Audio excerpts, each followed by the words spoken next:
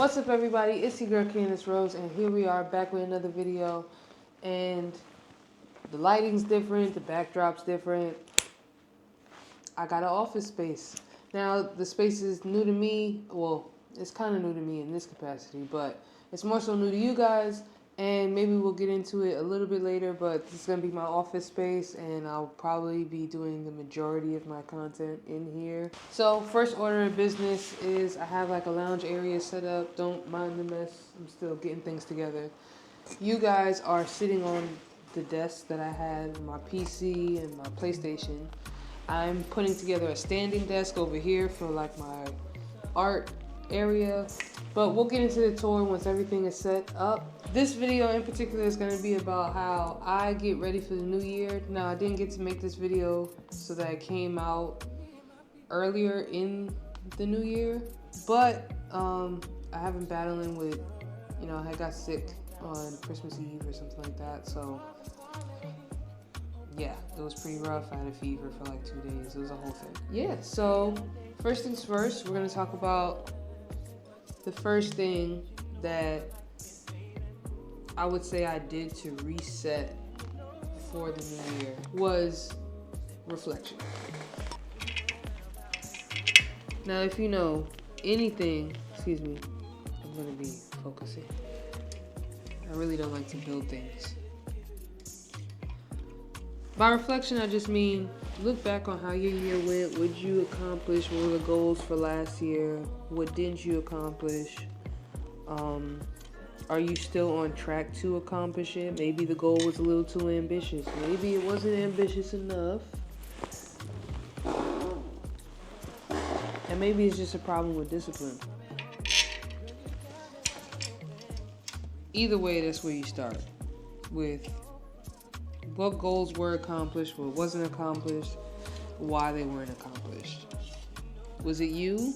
Because sometimes it's just not time for that thing to happen, or you just made the really big goal, but it was a little too ambitious for where you were in life, in time, things like that. But that's not to say that the goal is inconsequential or you shouldn't have made it a goal. You just probably need a little more work, whether it's with focus, discipline, or just actionable steps.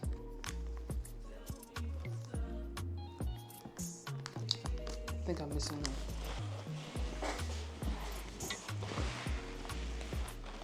That being said, reflection is always useful to, moving on. So I would say reflection is a good first step. Then we're going to think about what we want out of this year. Do we want the same things? Or from our growth and reflection, do we find out that the things we thought we wanted, we no longer do? And so it's time to pivot and adjust. Or just tighten up.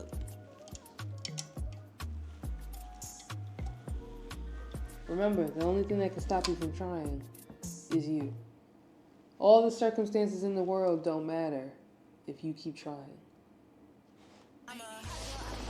Now for goal setting.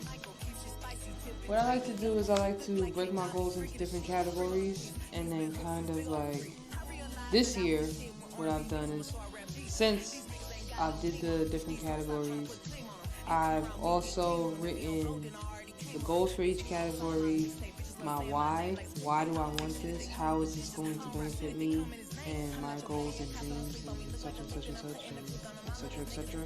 The categories are mental health, physical health,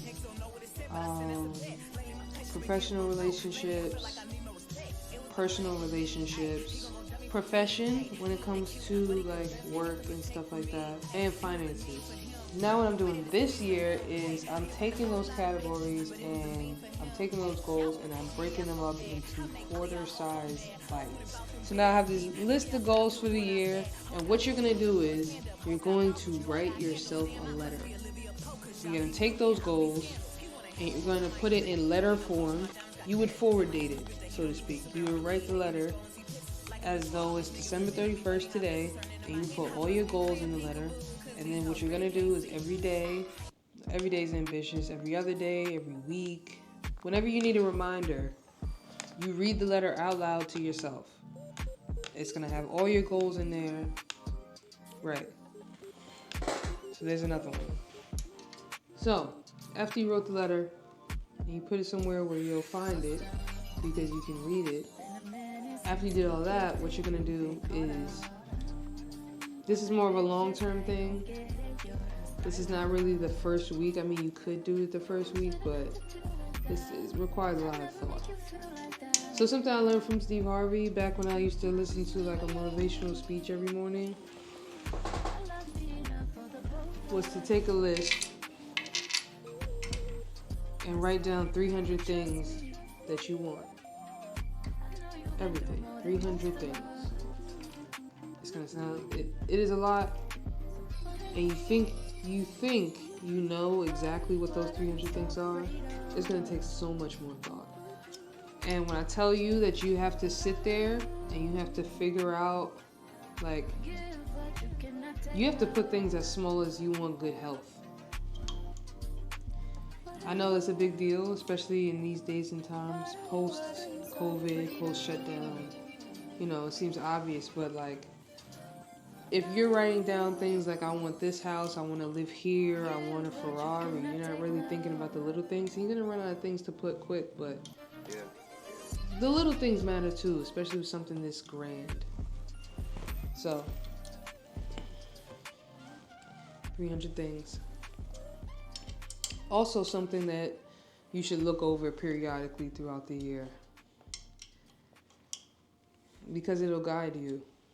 At the end of every year, you cross out what you got this off that list this year, because theoretically, what you write from year to year should reflect what's on the list. Let's see what's next. There's only 5 steps to this desk. Oh. 4 has a lot on it.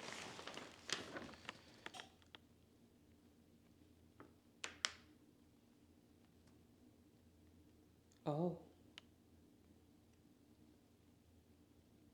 I need a drill.